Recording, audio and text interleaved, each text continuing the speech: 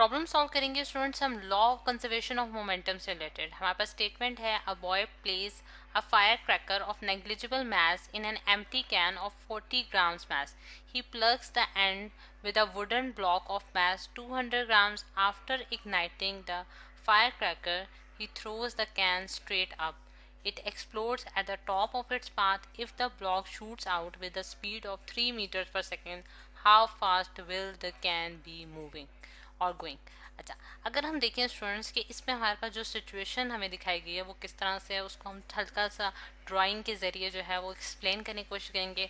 For example students ये हमारे पास एक कैन है, ठीक है, और इसके अंदर आपने क्या रखा है, क्रैकर रखा है। जिस तरह से हमारे पास जो है फायर क्रैकर्स होते हैं वो इस कैन के अंदर हमने डाल दिया है और इसको हमने एक अटैच कर दिया है एक वुडन बॉक्स के साथ, ठीक है। ये हमारे पास एक ब्लॉक है जो कि वुड का बना हुआ है, सही है। ये हमारे पास वुडन ब्लॉक हो गया और इसको हमने अटैच कर दिया एक फायर क्रैकर के साथ जो कि एक कैन के अंदर बंद है, ठीक है। अब ये हमारे पास एक कैन है और ये हमारे पास एक क्या है, ब्लॉक है, सही।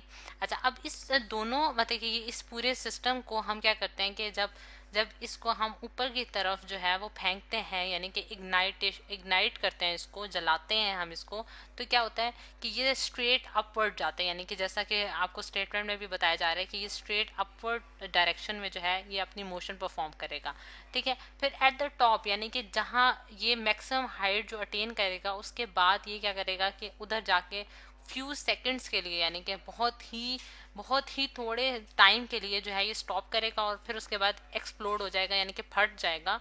और फटने के बाद जो है इसके जो पीसेस हैं वो दोनों डिफरेंट डायरेक्शंस में जाएंगे और उसमें क्या है कि जो हमारा ब्लॉक है वो शूट आउट करेगा with the speed of 3 metre per second, यानी कि ब्लॉक ऊपर की डायरेक्शन में मूव करेगा और उसकी स्पीड हमें गिवन है 3 मीटर पर सेकेंड। और हमने क्या फाइंड आउट करना है, कैन की स्पीड फाइंड करनी है। कैन जो है वो नीचे की डायरेक्शन में अगर गिरेगा तो फिर उसकी क्या स्पीड होगी वो हमने कैलकुलेट करनी है। तो ये पूरी जो है हमारे स्टेटमेंट की जो है वो मतलब कि सिचुएशन जो हमने देखी है कि हमारे स्टेटमेंट के मुताबिक क्या है। अब डाटा कलेक्ट कर लेते हैं स्टूडेंट्स के हमारे पास कौन कौन सी वैल्यूज़ हमें गिवन है। अगर हम देखते हैं कि हम मैस ऑफ द कैन जो है जिसे मैं M1 से डिनोट करती जा रही हूँ वो हमारे पास क्या है 40 ग्राम्स, ठीक है। जो मैस ऑफ द कैन है जिसे मैंने डिनोट कर दिया M1 से, और M2 जो है वो हमारे पास क्या है, मैस ऑफ द ब्लॉक, यानी कि ये हमारे पास स्टूडेंट्स क्या होगा, इसका मैस M1 होगा और इसका मैस हमारे पास M2 होगा जो कि हमें गिवन है, जो कि हमारे पास है 200 ग्राम्स। फिर उसके बाद हमें स्पीड दी गई है, यानी कि स्पीड ऑफ द ब्लॉक दी गई है आफ्टर, यानी कि टॉप पे पहुंचने के बाद जो उसकी स्पीड होगी। अब अगर हम इधर स्टूडेंट्स अपनी आसानी के लिए दो पॉइंट्स डिफाइन कर लेते हैं। जिस तरह से अगर मैं ये जो है ये मैं कहती हूँ कि मैक्सिमम हाइट है जो कि उस बॉडी ने अटेन की है और इससे मैंने ए पॉइंट का नाम दे दिया। ये वो मैक्सिमम हाइट है जो कि इस पूरे सिस्टम ने अटेन किया और उसके बाद क्या हुआ है कि ये एक्सप्लोड हो गया, यानी कि फट गया और ऊपर की डायरेक्शन में जो है वो ब्लॉक मूव किया और कैन जो है वो नीचे की तरफ गिरेगा। और जो ब्लॉक की जो स्पीड है, जिस स्पीड के साथ वो अपर डायरेक्शन में मूव करता है उसको मैंने डिनोट कर दिया है हमारे पास, यानी कि V1 हमने कैलकुलेट करना है जो कि हमारे पास कैन की स्पीड होगी, और V2 जो है वो हम कहते हैं कि हमारे पास किसकी स्पीड है, ब्लॉक की स्पीड है जो कि हमें गिवन है 3 मीटर्स पर सेकेंड, ठीक है। यानी कि अब मैं यहाँ जो है इसके अगर पीसेस बनाऊँ तो बिल्कुल सेम कलर्स यूज़ करते हुए मैं ये ब्लॉक बना देती हूँ। यहाँ ये ब्लॉक है जो कि अपर डायरेक्शन मूव कर रहा है with the speed of V2, और फिर उसके बाद हम कैन बनाते हैं जो कि नीचे की डायरेक्शन में आ रहा है। ये जिस तरह से मैंने शो भी कर दिया है कि कैन जो है वो आफ्टर एक्सप्लोड करने के बाद जो है वो नीचे की डायरेक्शन में गिरता है और उसकी स्पीड क्या होगी V1, जो कि हमने कैलकुलेट करनी है बेसिकली, जो कि हमारे पास एक अननोन है। अच्छा, अब ये हमारे पास स्टूडेंट्स हमारे पास डाटा कंप्लीट हो गया। अब हम सोल्यूशन की तरफ आते हैं।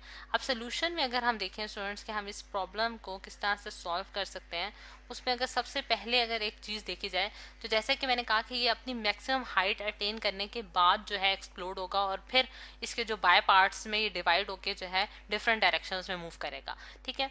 तो अगर हम देखें स्टूडेंट्स कि अगर मैं जो मैक्सिमम हाइट जहाँ उसने अटेन की है बिफोर एक्सप्लोड करने से पहले, तो वो ए पॉइंट है, और आफ्टर जो एक्सप्लोटेशन है वो उसकी जो है वो डिफरेंट पॉइंट्स पे जाके वो जो है ये इसके बाय पार्ट्स जो हैं वो गिरेंगे, ठीक। अब अगर मैं इनिशियल और फाइनल मोमेंटम देखना चाहती हूँ तो इनिशियल पॉइंट जो होगा, इनिशियल इनिशियल पॉइंट जो होगा वो मैं ये लूंगी जो कि टॉप हाइट पॉइंट है जहां ये पूरा सिस्टम जाके रुका है और फिर एक्सप्लोड किया है, ठीक है, यानी कि फ्यू सेकंड्स के लिए रुका है और फिर एक्सप्लोड किया है। तो ये हमारे पास इनिशियल पॉइंट होगा और उसके बाद जो है वो इनके पास जो है इनकी फाइनल पॉइंट्स जो डेस्टिनीज होंगी वो इनके बाय पार्ट्स की होंगी, यानी कि बाय पार्ट्स में कौन से आ जाता है, ब्लॉक आ जाता है और हमारे पास स्कैन आ जाता है। अच्छा, अगर हम देखें स्टूडेंट्स के इनिशियल पॉइंट पे इस बॉडी की, इस पूरे सिस्टम की जो वेलोसिटीज होंगी वो हमारे पास क्या होंगी, जीरो होंगी, क्योंकि इस पॉइंट पे आके बॉडी जो है वो रेस्ट की पोजीशन पे आई है।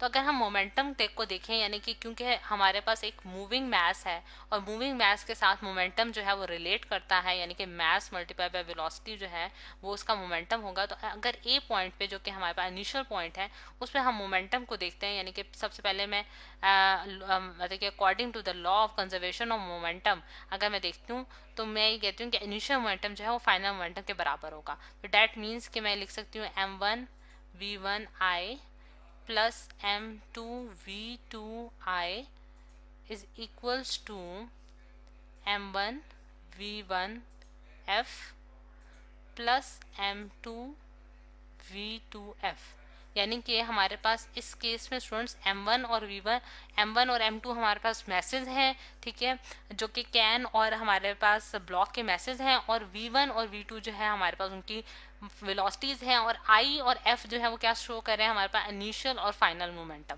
ठीक है, यानी कि इनिशियल पॉइंट्स पे जो उसकी वेलोसिटीज हैं उनको शो करेंगे और एफ जो है वो फाइनल पॉइंट्स पे शो करेंगे। अगर हम देखें कि m1 जो है वो इस केस में हमारे पास क्या है 40 ग्राम्स।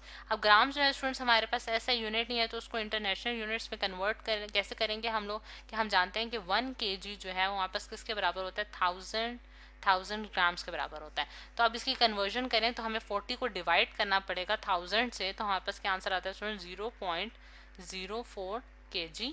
और सिमिलरली हम 200 ग्राम्स को भी कन्वर्ट करेंगे केजीज में और वो हमारे पास क्या आंसर देता है 0.2 kg। सही। अच्छा, ये हमने कन्वर्जन्स भी अपनी कंप्लीट कर ली हैं और वेलोसिटी को अगर हम देखें तो वो हमें ऐसे यूनिट में गिवन है मीटर्स पर सेकेंड।